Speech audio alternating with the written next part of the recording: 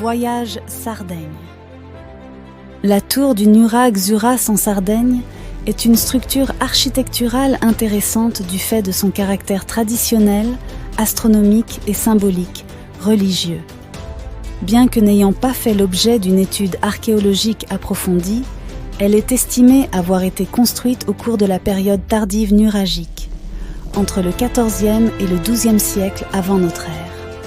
La tour est caractérisée par sa technique de construction raffinée, avec l'utilisation de grands blocs de basalte usinés avec précision, et présente une forme circulaire classique de monotour, avec une base directement sur la roche nue. Elle comprend également un couloir court avec 2 niches, un escalier tournant dans le sens horaire à partir de la gauche, et une belle salle tolos à 3 niches disposées en croix. La tour se distingue des autres nurages architecturaux par la présence de linteaux doubles avec des fenêtres apparentées connues sous le nom de trous apicots ou échappements. Le Nurag Zuras d'Abasanta présente certaines caractéristiques de construction unique.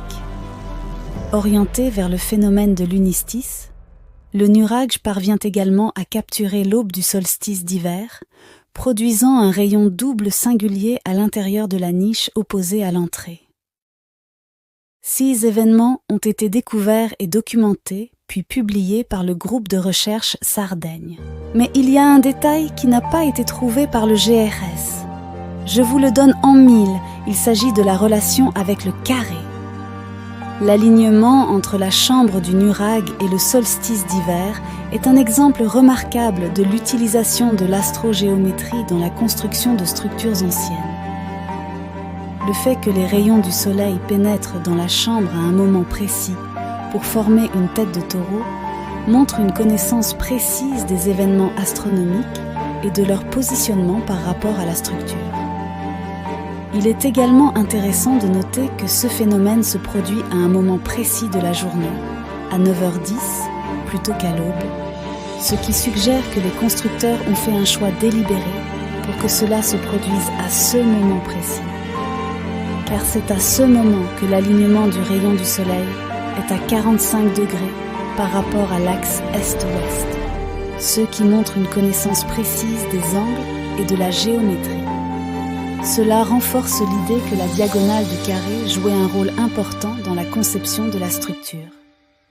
En somme, cette manifestation céleste s'exprime sur Terre à travers la diagonale du carré, montrant encore une fois l'importance de la géométrie et de l'astronomie pour cette civilisation. Le plus incroyable, c'est que l'axe du solstice est représenté également au sol avec la présence d'un autre nuragais, le nuragais Nuru. Comme pour les menhirs, l'axe entre les 2 nurags est de 45 degrés, 45,42 pour être précis. Le Nurag Zuras est un exemple remarquable de l'utilisation de la géométrie et de l'astronomie dans la construction de structures anciennes.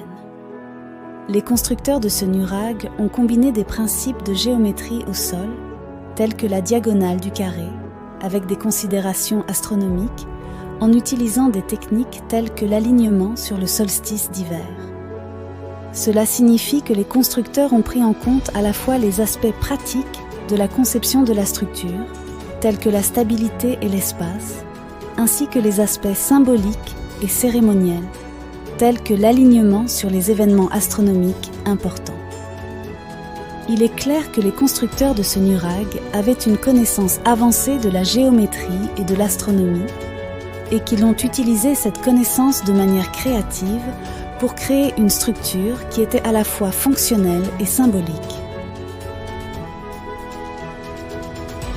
Si toi aussi tu aimes les voyages, ou tout simplement les belles images, alors abonne-toi pour de nouvelles découvertes.